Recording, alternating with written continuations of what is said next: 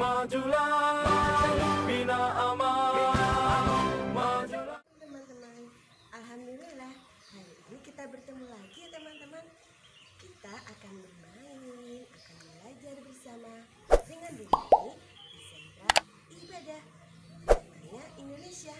Teman-teman, alhamdulillah ya, negara kita sudah merdeka ya.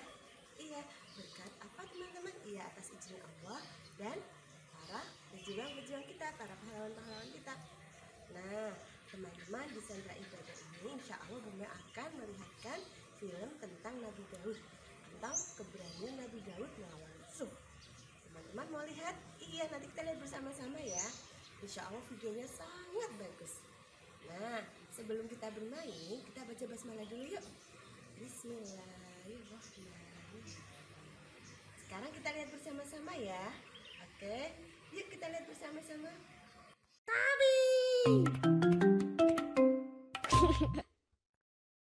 Kisah Nabi Daud alaihi salam. Setelah Nabi Musa dan Nabi Harun wafat, kaum Bani Israel dipimpin oleh Yusya. Yusya merupakan pengikut Nabi Musa dan Nabi Harun yang taat. Semasa hidupnya, ia berusaha untuk meneruskan ajaran nabinya. Namun, setelah Yusya wafat, kaum Bani Israel kembali pada kesesatan.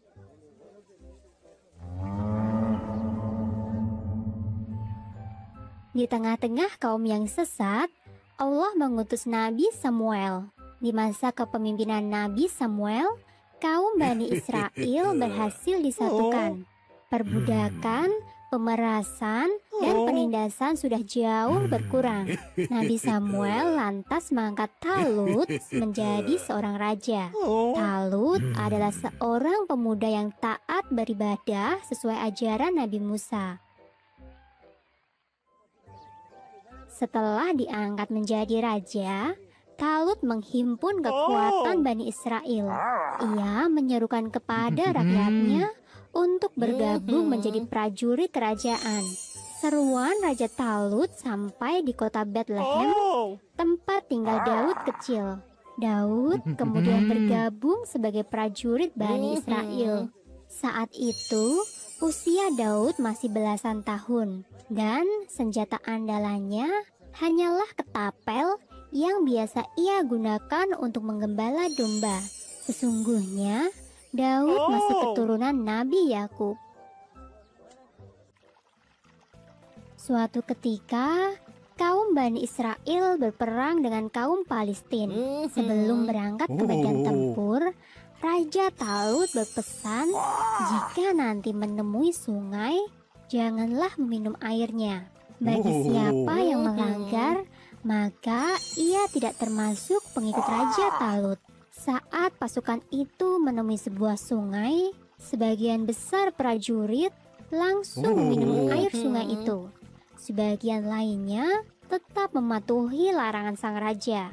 Daud termasuk dalam orang-orang yang mematuhi raja mereka. Saat mereka menyeberangi sungai, orang-orang yang telah meminum air sungai itu langsung melemah dan patah semangat. Sedangkan mereka yang menuruti perintah raja tetap bersemangat tinggi dan siap untuk berperang. Daud bertempur dengan gagah berani. Batu-batu dari ketapelnya berhasil merobohkan banyak sekali musuh. Bahkan ketapel Daud berhasil melumpuhkan raja musuhnya, sehingga ia pulang sebagai pahlawan perang.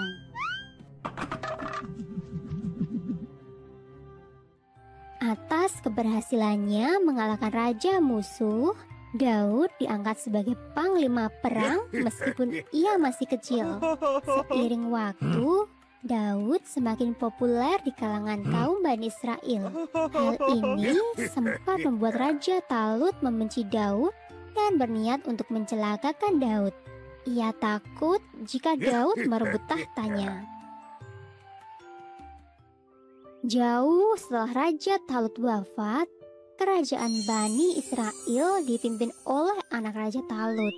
Ia memimpin dengan tidak adil. Hal ini menimbulkan perpecahan di dalam kerajaan. Banyak di antara rakyat Bani Israel menghendaki Daud menjadi raja. Maka diangkatlah Daud sebagai raja.